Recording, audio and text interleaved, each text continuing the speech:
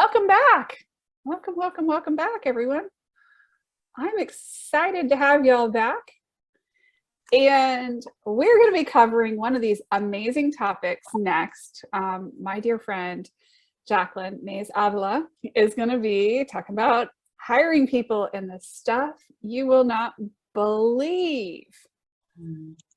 Hiring people. Yes, welcome, Jaclyn. Let me spotlight you so everybody can see you. Welcome. I'm so happy to have you here. I am geeking out right now, so you guys are going to have to excuse me. I nerd out on HR stuff, so I want this to be more of a conversation around anything that you have questions on. I'm definitely going to be talking more about the hiring piece of this, and I got so overexcited I had to cut some of my material. I was like, hey, you have 30 minutes here. So my name is Jaclyn, and I'm founder and president of HR Essentials, and I've got 17 years of HR experience under my belt. And the reason I titled it "The Stuff You Won't Believe" is we're in a whole different workforce right now.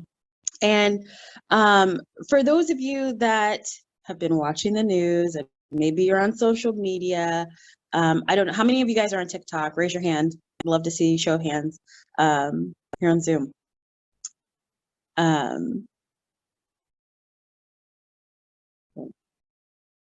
So I'm seeing that a lot of people are on this newfound awakening of the workforce, right?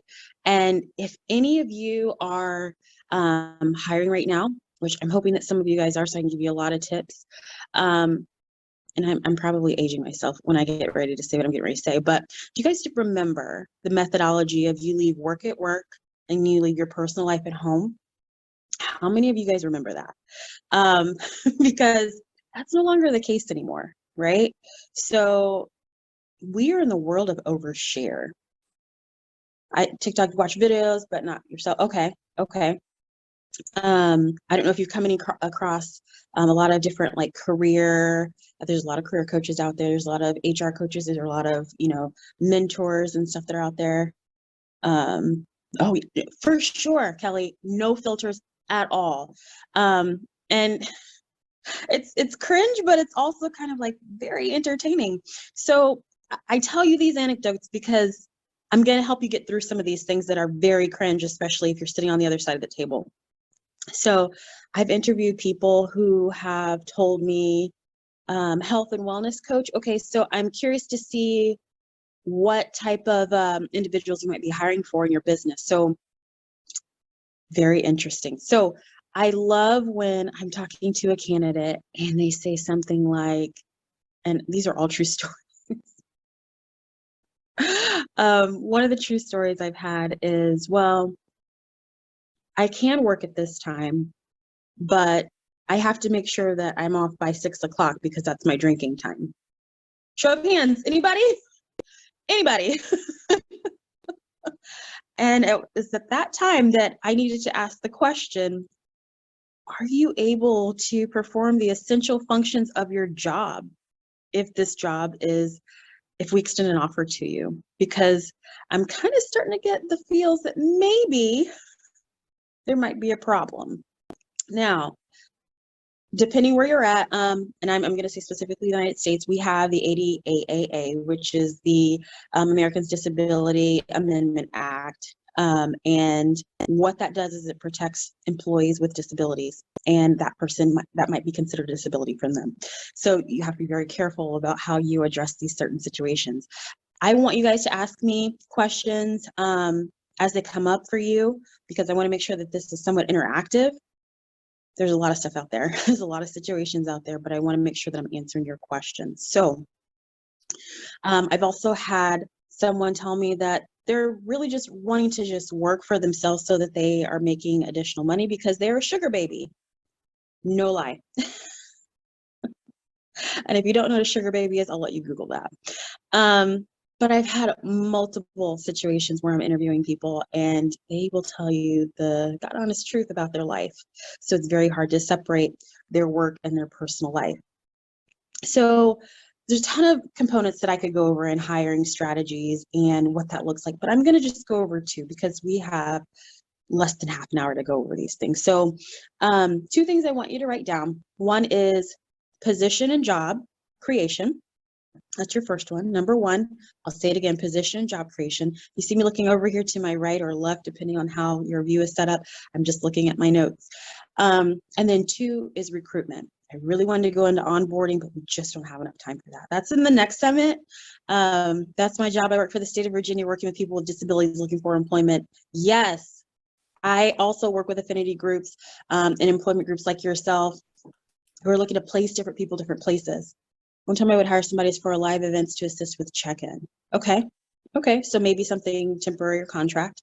I'm not going to go into the whole W-2 and 1099 contractor, but I'm willing to answer those questions towards the end when we get to the open Q&A session if you'd like. So I realize those are very broad categories of the hiring topic, so to speak, but my objective is for you to be able to go back to your think tanks. I call them think tanks when we go back and we do all the productive work that's going to come out of our psyche from summits like this for 3 days. So I want you to have something that you can actually go back and be productive with. So when you think about position job descriptions, and this is one of the main things that I hear people say is, well, I want to hire for this position, but I don't know where to start. So how many of you have openings right now? Haley says she was once recruiting computer science. I missed the rest of it. I wonder if I can actually see your comments. I once was recruiting computer science interns because I hired dozens of interns at a time. And one girl had posted a ton of pictures of herself drunk, holding alcohol, everything on Facebook, and she was under the age of 21. That makes for a great time, doesn't it? Kelly's like, no, wrong, don't do it. I eliminated her resume because she's posting public pictures of herself breaking the law. Right. And so that's when it comes critical, when you start thinking about how you're hiring. And some people do use social media to go back and check some of those candidates, right? To see if there's going to be some type of conflict when they accept the job offer, if they decide to extend a job offer.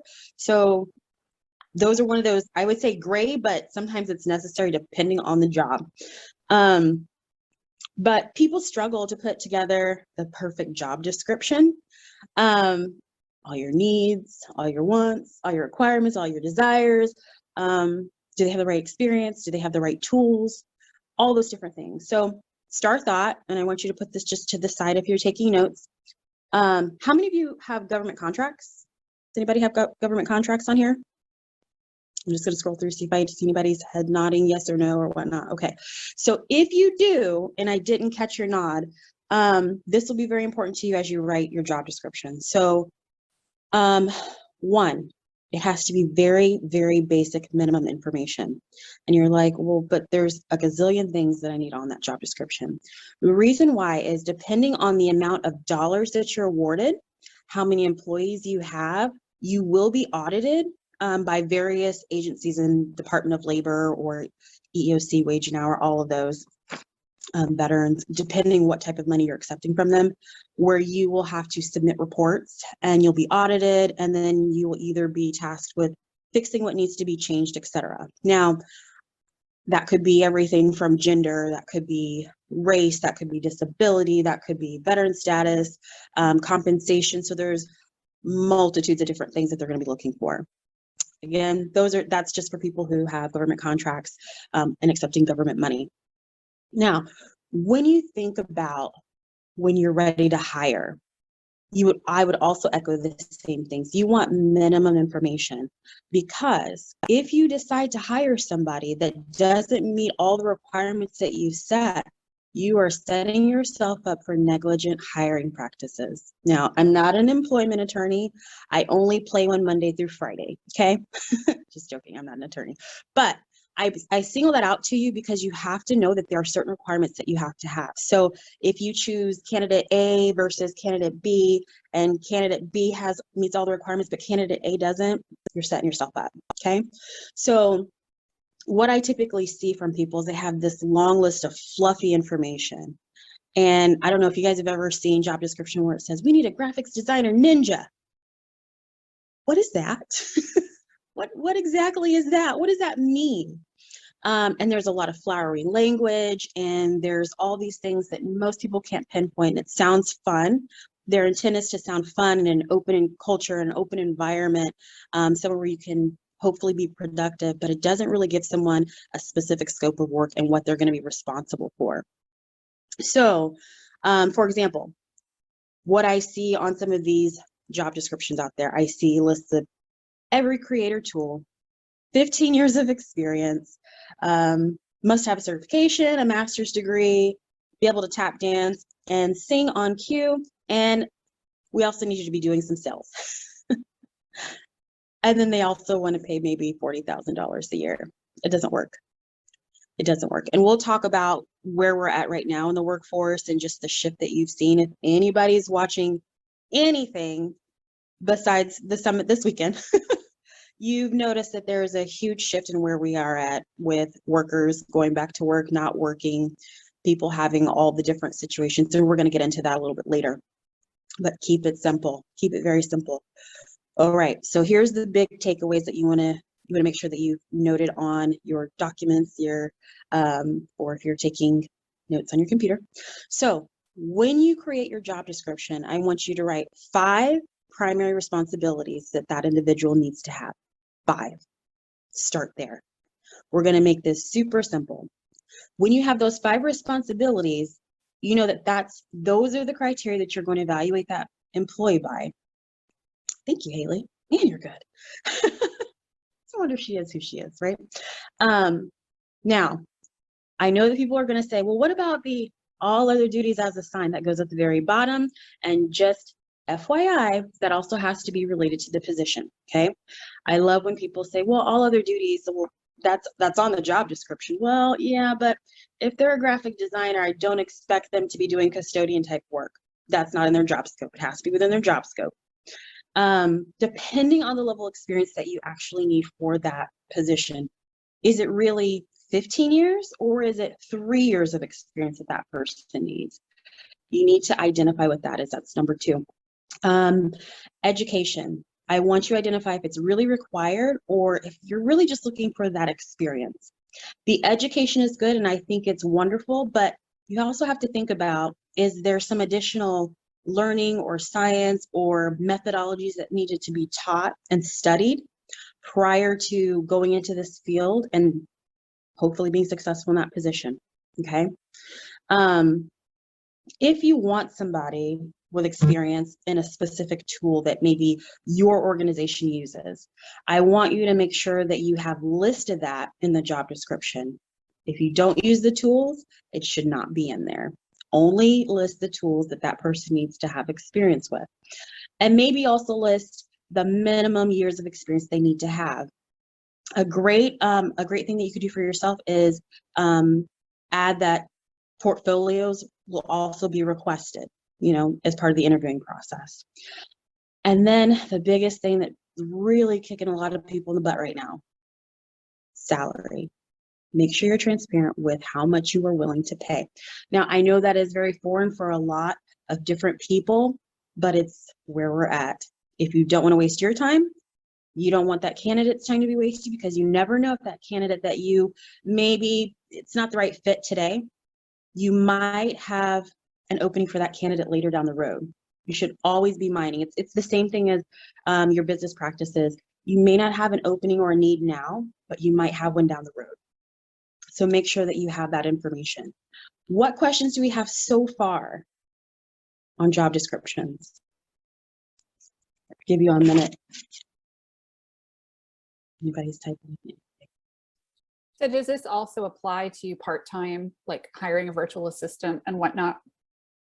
Absolutely, absolutely. Because you want to make sure that you know that you're setting some type of expectation of what the job is, what they're expected to pay, how many hours they are to work, rather than just, here's a blanket statement, this is what I need, I don't understand why I'm not getting candidates. You want to cut out as much of the fat as possible so that people can make an informed decision. Because whether people realize it or not, they're making decisions based off not only your job description, but also they're going to go dig. Now, I love this. I was asked a question the other day. I was speaking to healthcare class, and they asked about reviews. And I was like, great question. People are looking for those reviews. I will tell you, a lot of candidates, and this is more of in the recruitment process, but you should also use it in your interviewing process, in your job creation, is that having that set mind of who you're looking for. They're going to ask about your reviews. They might ask about your customer reviews. They might ask about your employee reviews. Be ready to have transparent conversations around that. If they're terrible, then we should be working on that. And they're going to ask what you're doing to work on that. If they're amazing, great. What do you do to maintain that type of culture? Be ready to answer that. Now, I know that a lot of people are saying, man, I feel like I'm the one who's being interrogated, asking questions, but it's not the one-sided process anymore. It's very two-sided, which leads me into the recruitment piece. So when you look at jobs and when you post them, where do people typically post? Hiring is one thing, it's quite something else when it comes to firing. Check with your attorney, is what it seems. Absolutely agree. So when you post your jobs, where are you typically posting them? Is it Indeed? Is it LinkedIn? Is it ZipRecruiter? Career Builder starting to make a name back for themselves, as well as Monster. Could be local publications, could be different affinity groups, could be Facebook. Heavily use LinkedIn and Indeed. Perfect. There's no one system that's right or wrong. You just have to be able to open yourself up to multiple avenues. And my background started in recruiting. So I learned really quickly that it's all about the conversations and the networking piece, right? Just like we're doing here today. If you're not finding the right people, start getting outside of your bubble. Indeed and LinkedIn can only take you so far, okay? I get out and I speak to different classes. I get out and I speak to some of the professors at local colleges. You have to get out and start mining so that people will start to recognize your name. As far as the emotional intelligence piece, and this is the biggest part of your recruitment process, believe it or not, is you have to be ready to ask and answer. My first move in checking with my network, who do you work with? Oh, absolutely. That's a really good question.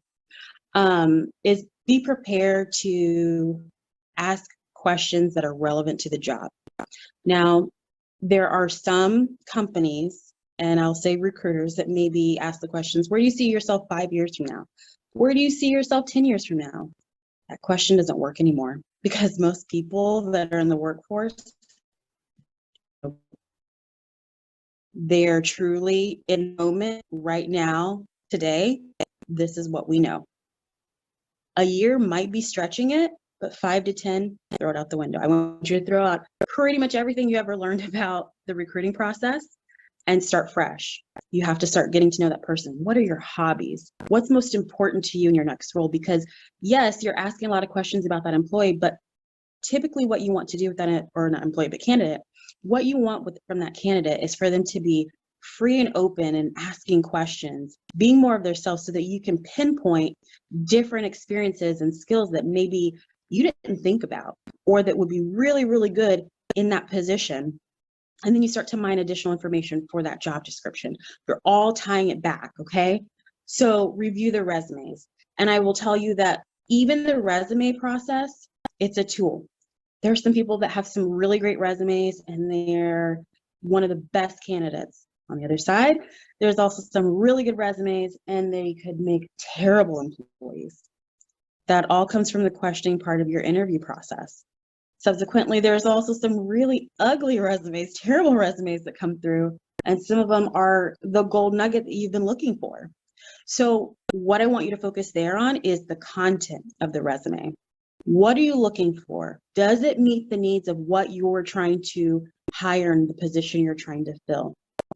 Yeah, see, I told you it's already 12:21 Central here, and I knew I can do this all day. I love this topic. So star note. Look for content. Sometimes resumes aren't the best, but you're using it as a tool. Like I said, the interview is not one-sided. It should be conversations from both sides. If that person is having a hard time having that conversation first, is it a role where they're going to be communicating a lot with a lot of people? If not, okay, maybe not something that's completely important, but do they understand instruction? Can they take critiques well? Those are types of questions and skills that you want to make sure that you're able to observe. I don't know if you guys have noticed, but for the last year and a half, I've seen a ton of different postings for sign-on bonuses. Does anybody use sign-on bonuses to attract candidates? No? No? So I'm not a fan of them. I will tell you, I'm not a fan of sign-on bonuses, and here's why. Even with stipulations, you might end up paying somebody a portion of whatever that sign-on bonus is. I've seen them from $1,500 to $30,000.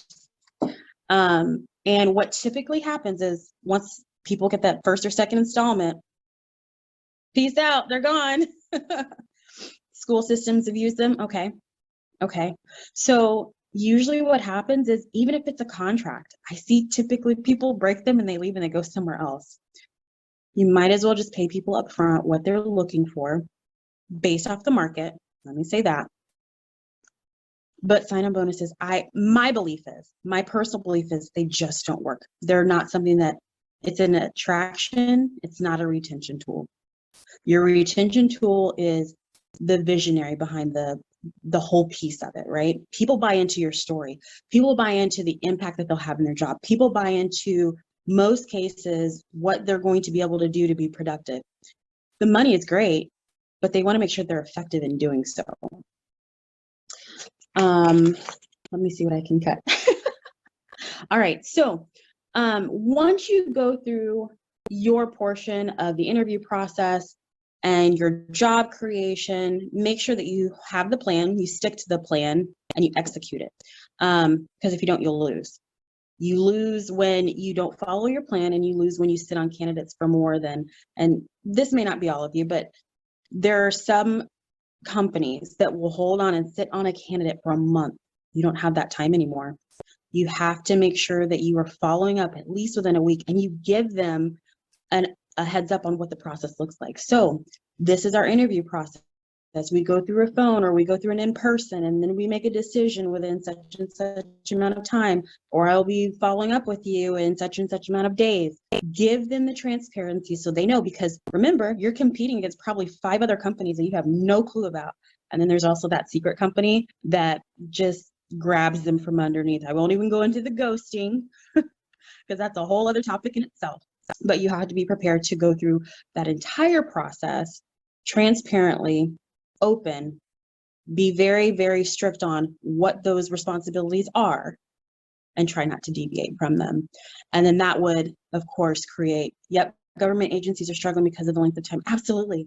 They haven't changed their strategy yet, because we're the government. Yeah, right over their head.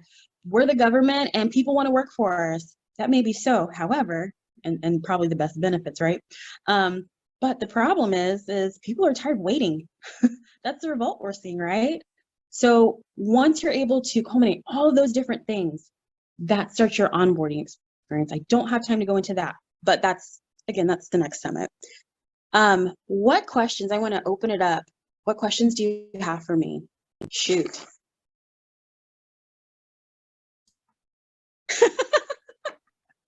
I'm gonna scroll through.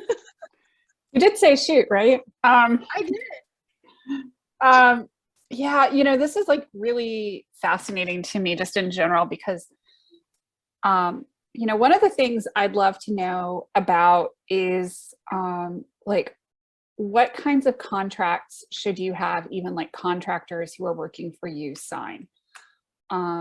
Like non-disclosure, non-compete, that kind of a thing.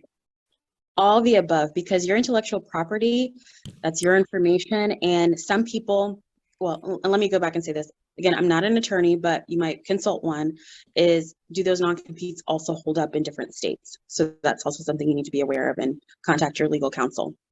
But yes, confidentiality statements, because there's a lot of information, especially as businesses, that you are completely putting yourself at the mercy of that individual who's coming into your organization. You also need to make sure that you have some type of protection for yourself as far as how you delineate logins and credentials and that sort of thing, so that you don't get burned, because it can happen. It happens all the time. Yeah, no shared logins and credentials for sure. Mm-hmm. You're welcome, Navita. I hope I said that right. Yeah.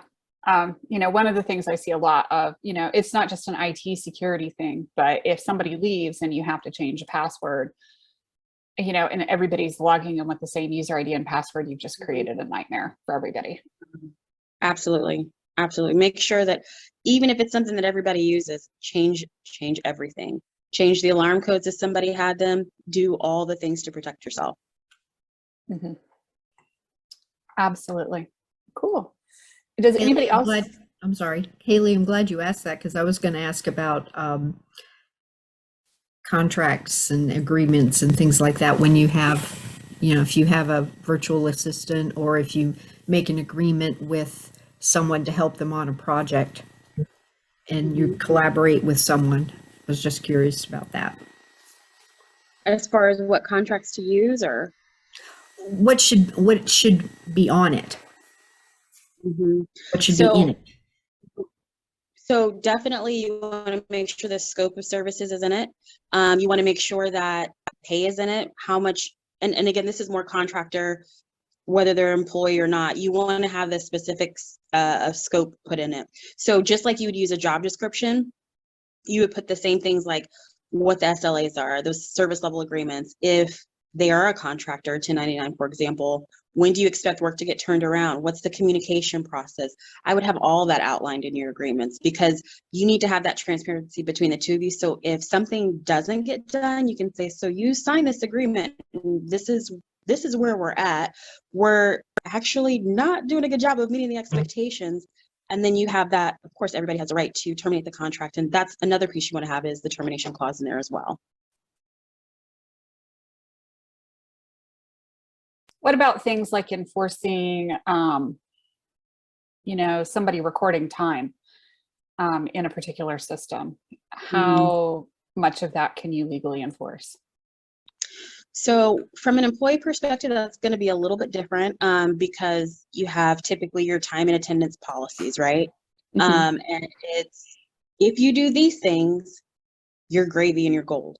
If you do these things, we have problems and I will terminate you for it, because either you're putting the company at risk for fraudulent information and fraudulent timekeeping, and or situations where there could be wage issues, and wage issues are not fun. I've been through them before.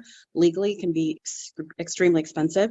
So yes, you want to have all those documents. So typically what I do is, when I go through and I have those conversations with people who say, yeah, I either have a 1099 or a W employee, I'm going to look at what are all the components of what you expect to have happen with that employee. And I'm going to give you all of these sheets, worksheets, etc., agreements, policies, procedures, because those are things that you need to have in place. Handbooks, emergency contact information. I know that sounds like, well, why do I really care about to have that? But if they're doing something for you and they're traveling or whatever the case may be, or they have like a severe allergy issue and they're doing work, even if it's let's say a W-2 remote, you have to have things put in place, work comp issues. So multiple components to think about. And that's a good one to think about, is the emergency contact, even if they're remote. Yeah. Really cool. Anytime you onboard somebody, even from remote standpoint, and I'm specifying W-2s, is go through what that looks like.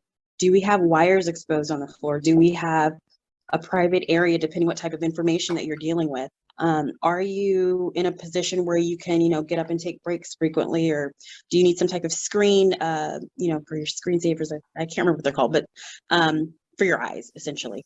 Is the lighting properly focused for you? So, those can be work comp issues. Yeah. Good point. So even if you hire somebody to work remotely and they're working from their home, and you're not specifying their working environment necessarily, and they develop carpal tunnel, you could be on the hook as a workman's comp issue. Yeah. Absolutely. Because you want to ask them, is there anything, an equipment or something that you need? And it's always the onus on the employee to tell us if there's something that they need to be able to tell us. We just have to be able to have that open door to make sure that they feel comfortable approaching and having those conversations. Do not shy away from the difficult conversations. Yeah. I love that so much. Thank you. You're welcome. Yeah. Anybody else have any questions? If not, let's go ahead and give Jaclyn a round of applause and some love and all the things. Thank you. This has been, this is the hard stuff with owning and scaling a business. It's glamorous to say, oh, just hire it out. Now let's talk about what that really means. What does that really mean? So Thank you, Jaclyn. You're welcome.